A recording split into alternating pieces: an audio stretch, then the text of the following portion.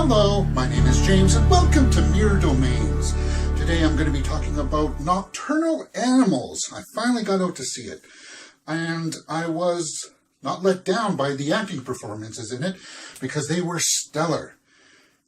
Amy Adams has this nice damage that, flows throughout the film. Michael Shannon as the sheriff. Oh man, he's awesome. And Jake Gyllenhaal knocks it out of the park again. Wow.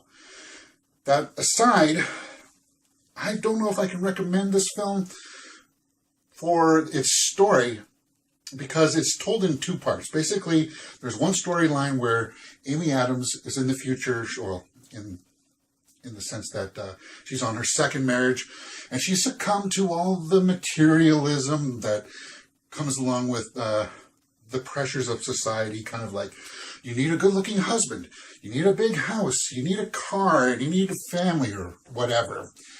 And she is given this book by her first husband, played by Jake Gyllenhaal, and he was the artist. He was kind of like, she's an artist and he's a writer, so they got along a lot better than her current situation. And there's a lot of metaphor in this. So what basically happens is that she gets the book and she starts to read it. And it's basically accounting Jake Gyllenhaal's side of his perceptions of their relationship, I guess. But his story is actually about him and his wife and daughter on this road in Texas. They get accosted by Aaron Taylor Johnson, who murders his wife and daughter in brutal fashion. And I'm glad they didn't show it.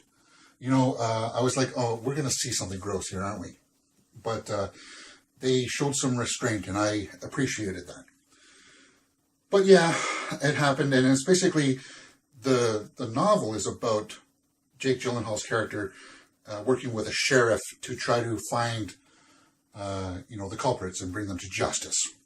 And that part of the story is probably the best part, because when it goes to Amy Adams' story, they take time to establish a lot of shots of, scenery and her house, and you can tell that they're trying to set the mood and the tone for certain things, and for me it just felt a little dry at times. Okay, let's take a look at my score sheet though. Acting, I gave a full 2 points because Michael Shannon is great in it, and Jake Gyllenhaal has some real standout points. I would totally say, yes, if you like acting, you will like to watch this movie. Directing, I gave 1.5. As I said, there are some things that I'm docking the story for because you can tell that they were trying to be artsy and artistic with their shots and metaphorical, implications, but sometimes it didn't hit its mark, and I'm docking the story for that too. 1.5 for the directing, 1.5 for the story. The cinematography is good to look at. It is nicely shot. So for that, I gave a full point, 1.